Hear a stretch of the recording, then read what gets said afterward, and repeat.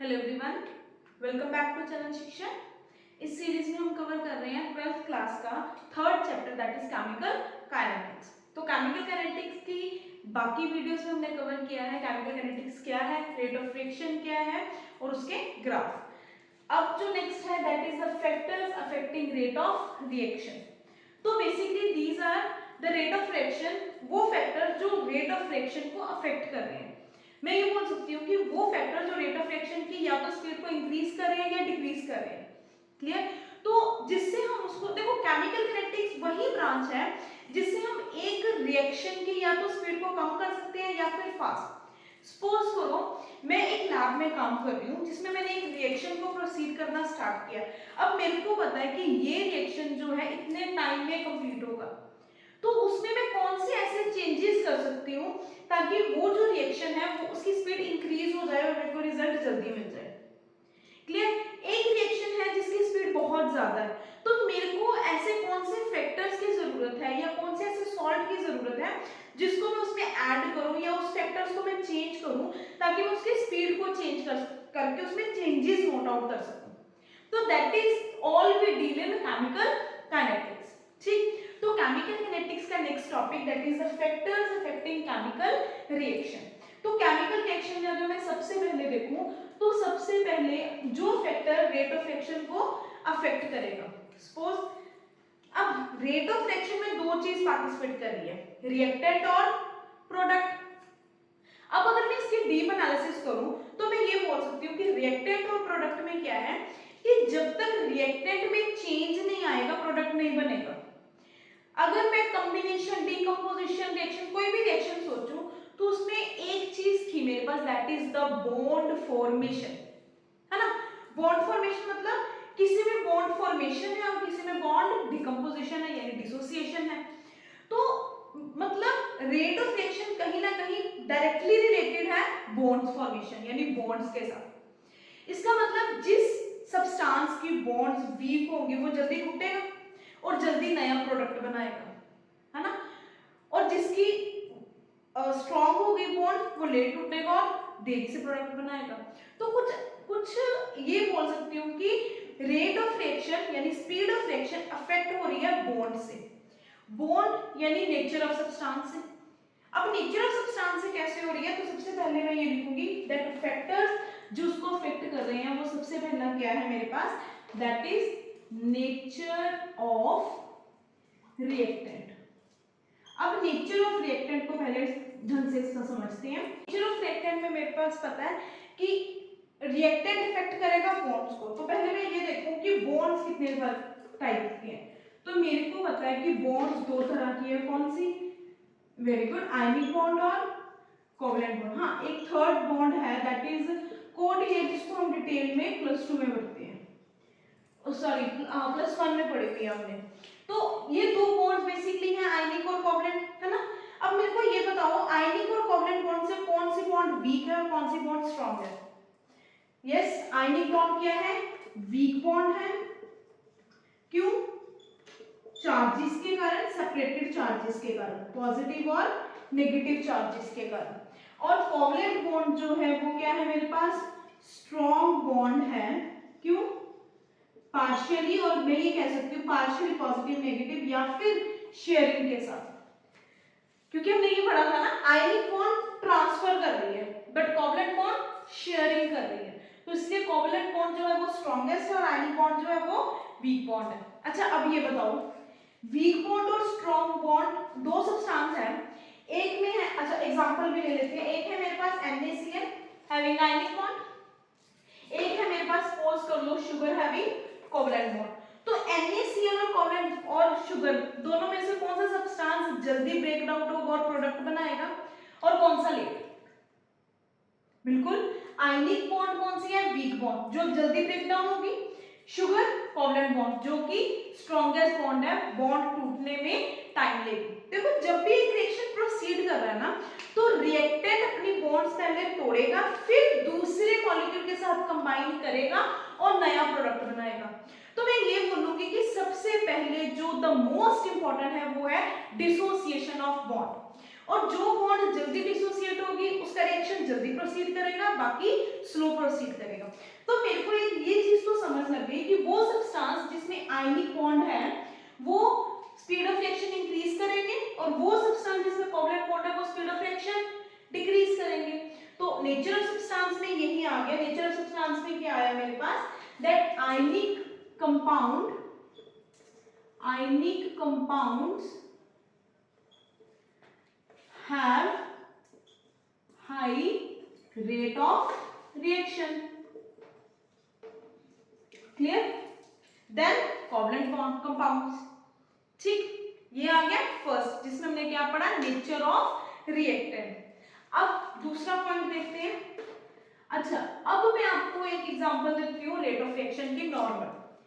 जब कभी मैं बॉइलिंग को वाटर कर रही हूँ, मैंने शुगर ऐड की, सिंपल वाटर बॉईल कर रही हूँ, तो क्या टेम्परेचर का कहीं ना कहीं हीट का उस बॉइलिंग को वाटर के साथ लिंक है क्या, कि अगर मैं टेम्परेचर इंक्रीज करूंगी तो speed of the reaction increase होगी, पानी जल्दी बॉईल होगा।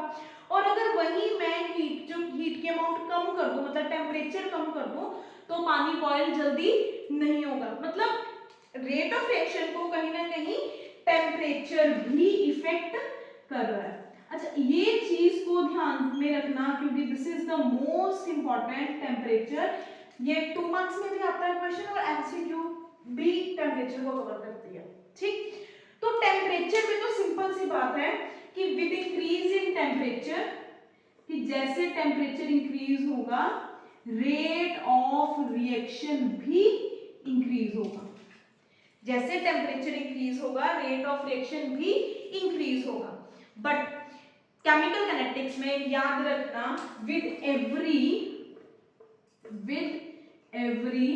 10 degree Celsius rise in temperature, rate of reaction become double।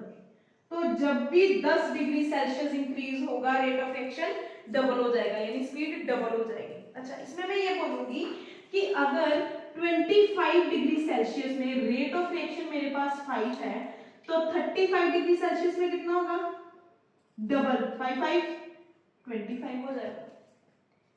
Clear? Double is doesn't 2 times multiply, double उसका अमाउंट डबल हो जाएगा, तो कितना हो जाएगा 25। ठीक, और ये कंसेप्ट मेरे को कहां से मिला, that with every 10 degree Celsius rise, कैसे पता चला? मैं हर बार तो ये नहीं देख रही ना बच्चे, ये जो कंडीशन थी कि every 10 degree Celsius rise in temperature rate of reaction becomes double, इसकी वेरिफिकेशन हमें मिली थी अर्हेनियस इक्वेशन से। कहां से मिली थी? अर्हेनियस इक्वेशन में, जो इस चैप्टर के अगले पार्ट में है, तो वो तब कवर करेंगे। बट पहले ये याद रखना है कि नेचर ऑफ रिएक्टेंट में आयनिक और कोवलेंट बॉन्ड है, जिसमें आयनिक बॉन्ड जल्दी टूटेंगी और रेट ऑफ रिएक्शन इंक्रीज होगा, और कोवलेंट बॉन्ड में रेट ऑफ रिएक्शन डिक्रीज होगा। और टेम्परेचर में विद एवरी, बस यही याद रखना, टेम्परेचर में ये तो पता ही है ना, टेम्परेचर इंक्रीज होगा रेट ऑफ रिएक्शन इंक्रीज होगा। But this is the most important, जो आपको हर क्वेश्चन कवर करेगा इस बेस पे। न्यूमेरिकल भी इसी इक्वेशन पे कवर होता है, एक एमसीक्यू कवर होता है और एक 2 मार्क्स क्वेश्चन कवर होता है। तो याद रखना है that with every 10 degree Celsius rise in temperature rate of reaction becomes double.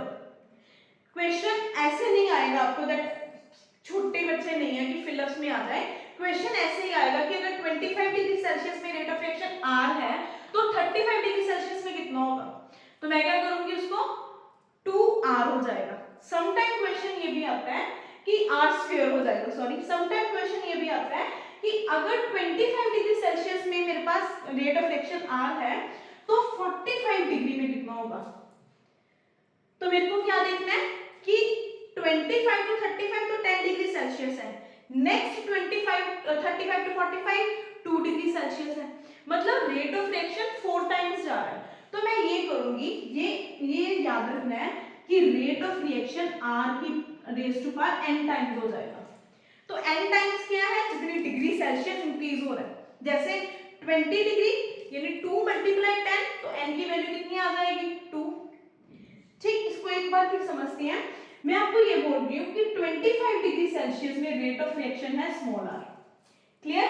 तो 45 डिग्री में ये रेट ऑफ रिएक्शन कितना हो जाएगा, तो मैं ये देख रही हूँ कि 25 टू 35 डिग्री तो ये 10 इंक्रीज हो गया, अब 35 टू 45 ये 10 और इंक्रीज होगा, यानी 20 हो गया।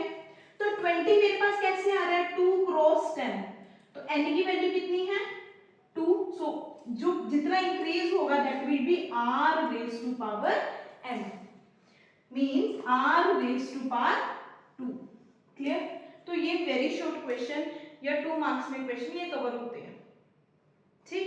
अब नेचर ऑफ रिएक्टेंट और टेम्परेचर के बाद नेक्स्ट फैक्टर जो अफेक्ट करेगा रेट ऑफ रिएक्शन को वो है हमारे पास कंसंट्रेशन ऑफ रिएक्टेंट, मतलब रिएक्टेंट की अमाउंट। तो ऑब्वियसली अगर अमाउंट थोड़ी होगी तो स्पीड पे कहीं ना कहीं इफेक्ट आएगा। एक बात याद रखना, rate of reaction is directly proportional to concentration of reactant, क्योंकि कितना रिएक्टेंट है उसी बेस पे मेरे पास प्रोडक्ट की अमाउंट प्रोड्यूस्ड होगी, है ना।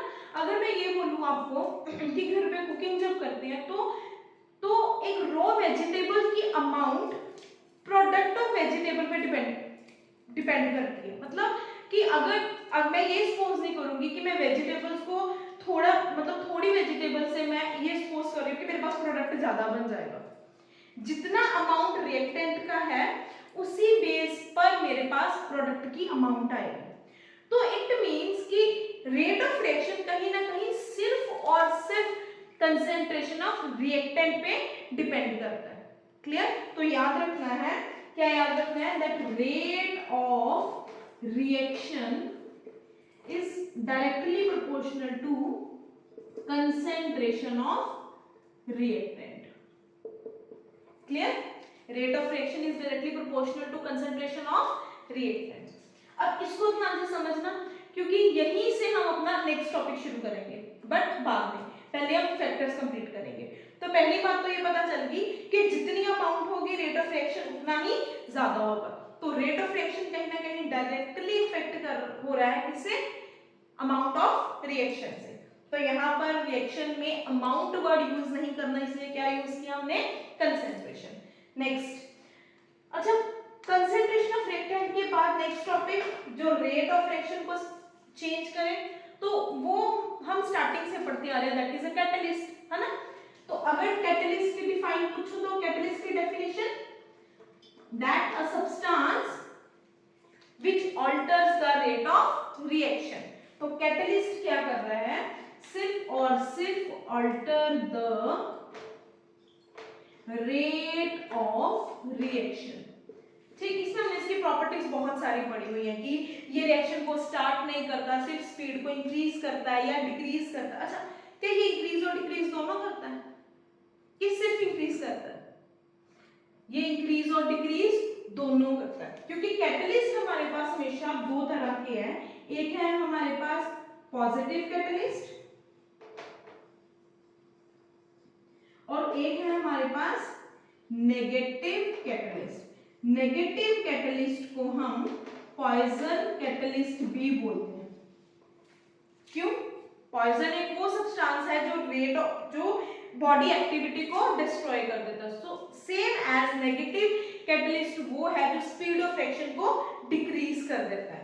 तो पॉजिटिव कैटलिस्ट क्या करेगा, स्पीड बोल सकते हैं या रेट ऑफ रिएक्शन बोल सकते हैं, रेट ऑफ रिएक्शन को इंक्रीज करेगा, वेयर एज नेगेटिव कैटलिस्ट वही रेट ऑफ रिएक्शन को क्या करेगा, डिक्रीज करेगा। क्लियर? कैटलिस्ट क्लियर हो गया। अच्छा, नेक्स्ट टॉपिक। अब नेक्स्ट कर चलते हैं जो फिफ्थ पॉइंट जो रेट ऑफ रिएक्शन को अफेक्ट करेगा वो है, अच्छा उससे पहले क्वेश्चन है, मेरे पास शुगर क्रिस्टल है और मेरे पास पाउडर शुगर है, क्या ये बता सकते हो दोनों में से सरफेस एरिया किसका ज्यादा है, पाउडर शुगर का या फिर शुगर क्रिस्टल्स का, पाउडर शुगर्स का। तो जिसका सरफेस एरिया ज्यादा होगा रेट ऑफ रिएक्शन भी उसी का ज्यादा होगा, याद रखना। क्लियर?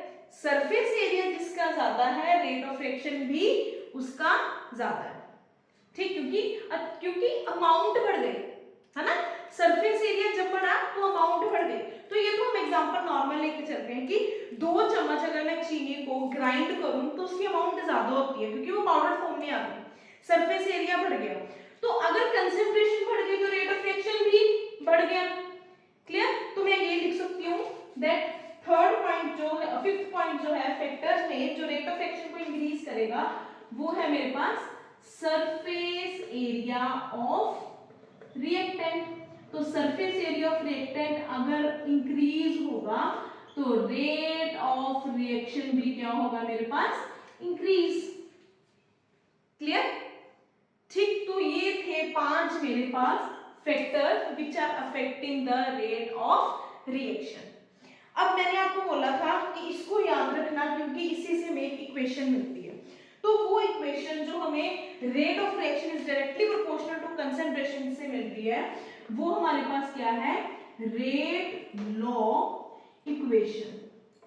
रेट लॉ इक्वेशन एक ऐसी इक्वेशन है जो प्रोवाइड कर रही है हमें, क्या प्रोवाइड कर रही है, relation between rate of reaction and concentration of reactant. Clear?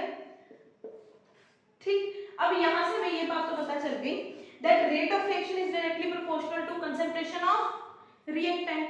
तो मैं एक रिएक्शन कंसीडर करती हूँ, कंसीडर कर लो एक reaction, consider a reaction A plus B gives C। मैं यहाँ 2 रिएक्टेंट के साथ चल रही हूँ, ठीक है।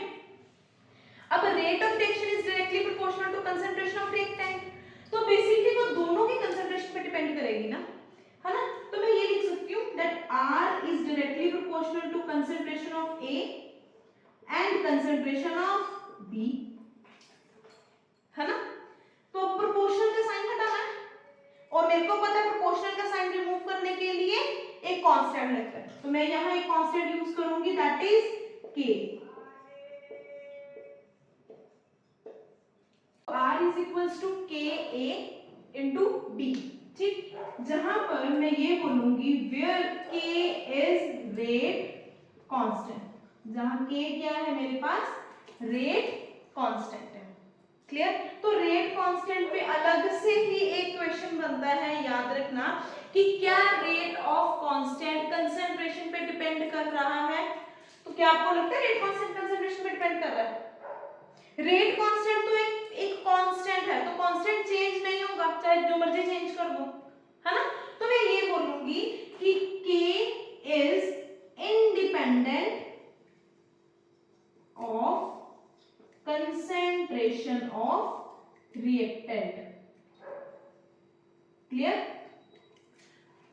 ठीक, तो ये इक्वेशन थी जो हमें ये प्रोवाइड करेगी दैट रेट लॉ इक्वेशन।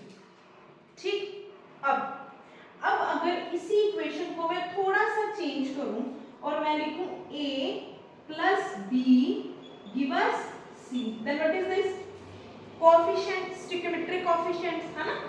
तो रेट ऑफ रिएक्शन इससे कैसे चेंज होगा ये याद रखना, R is equals to K।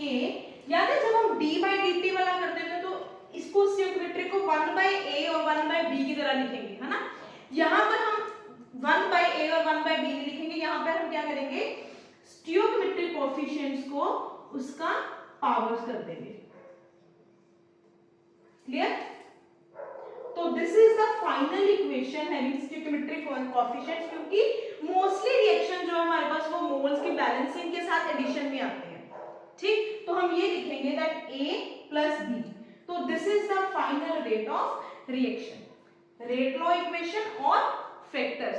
ठीक, तो फैक्टर्स के साथ कहीं ना कहीं लिंक्ड है हमारा क्या, रेट लॉ इक्वेशन। तो फैक्टर्स में हमने ये पढ़ा कि 5 फैक्टर्स हैं, नेचर ऑफ रिएक्टेंट, ठीक, जिसमें हमने ये पढ़ा कि आयनिक बॉन्ड होगी तो स्पीड ऑफ रिएक्शन ज्यादा होगा क्योंकि बॉन्ड डिसोसिएशन जल्दी होगी, कोवलेंट बॉन्ड में वही बॉन्ड डिसोसिएशन कम होगी। फिर हमने पढ़ा उसके बाद टेम्परेचर, जिसमें हमने ये कहा कि ठीक है टेम्परेचर के इंक्रीज होने से रेट ऑफ रिएक्शन इंक्रीज होगा, बट अरहेनियस इक्वेशन के द्वारा ये प्रूव किया गया था कि with every 10 degree Celsius rise in temperature rate of reaction become double. ठीक, फिर कंसंट्रेशन ऑफ रिएक्टेंट, इसमें हमने ये किया कि रेट ऑफ रिएक्शन इंक्रीज करेंगे, अगर कंसंट्रेशन इंक्रीज होगी तो रेट ऑफ रिएक्शन इंक्रीज होगा, because they are directly proportional to each other. Clear? Then उसके बाद कैटलिस्ट, पॉजिटिव और नेगेटिव। पॉजिटिव कैटलिस्ट वो है जो रेट ऑफ रिएक्शन को इंक्रीज कर रहा है, नेगेटिव वो है जो रेट ऑफ रिएक्शन को डिक्रीज कर रहा है, और जो नेगेटिव है उसको मैं पॉइजन कैटलिस्ट भी बोल सकती हूँ। पर ये जरूरी नहीं है कि जो कैटलिस्ट एक रिएक्शन में पॉजिटिव का काम कर रहा है वो दूसरे में नेगेटिव नहीं होगा। It can be possible. अगर एक रिएक्शन के लिए, जैसे फॉर एग्जांपल मेरे को पता है जब भी हाइड्रोजनेशन होती है, that is addition of hydrogen, तो मैं निकल, प्लेटिनम और पैलेडियम यूज करती हूँ। पर क्या निकल, पैलेडियम और पैडमियम हमेशा हर हाइड्रोजनेशन में यूज होगी? नो। अगर ऑर्गेनिक में हाइड्रोजनेशन कर रहे हो, यानी एडिशन ऑफ हाइड्रोजन कर रहे हो, यानी अनसैचुरेटेड को सैचुरेटेड बॉन्ड्स में ला रहे हो, तो निकल की प्रेजेंस में चलेगा। बट अगर नॉर्मली रिडक्शन कर रहे हो तो उसमें भी एडिशन ऑफ हाइड्रोजन ही है, उसमें निकल जो है that will act as a poison, क्योंकि वो स्पीड ऑफ रिएक्शन को डिक्रीज करेगा, वो वहां कैटलिस्ट का काम नहीं करेगा। तो हर रिएक्शन के लिए मेरे पास एक स्पेसिफिक कैटलिस्ट है। क्लियर?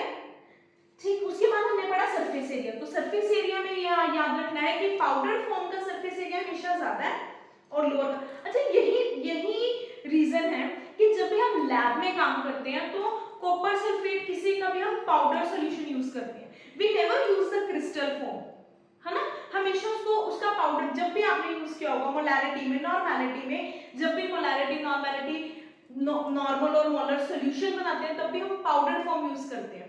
रीजन, कंसंट्रेशन ज्यादा होगी, रेट ऑफ रिएक्शन इंक्रीज होगा।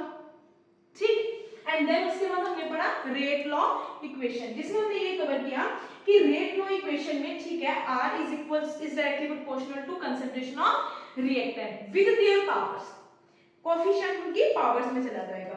बट इसमें एक नया वर्ड इंट्रोड्यूस हुआ, दैट इज रेट कांस्टेंट। और रेट कांस्टेंट क्या है? K, जिसपे ये क्वेश्चन बन रहा है कि K जो है that is always independent of concentration of reactant. अब ये सीबीएसई इसको कैसे कवर करता है? सीबीएसई इसको ऐसे कवर करता है कि जैसे मेरे पास सपोज करो कंसंट्रेशन है 5 मोल्स पर लीटर, अगर मैं इसकी कंसंट्रेशन को 10 मोल्स पर लीटर कर दूं तो रेट ऑफ रिएक्शन R कितने टाइम इंक्रीज होगा और K कितने टाइम इंक्रीज होगा, या नहीं होगा? तो अगर कंसंट्रेशन इंक्रीज हुई है तो रेट ऑफ रिएक्शन तो इंक्रीज होगा, बट K पर कोई भी इफेक्ट नहीं आएगा। तो सिर्फ सीबीएसई बोर्ड में इस तरह के मोल्डेड क्वेश्चंस आते हैं। क्लियर? तो दैट्स व्हाई ये जो K है दैट इज द इंपॉर्टेंट। ठीक, अब K कोएफिशिएंट के साथ हमने यहां तक किया रेट लॉ इक्वेशन। क्लियर?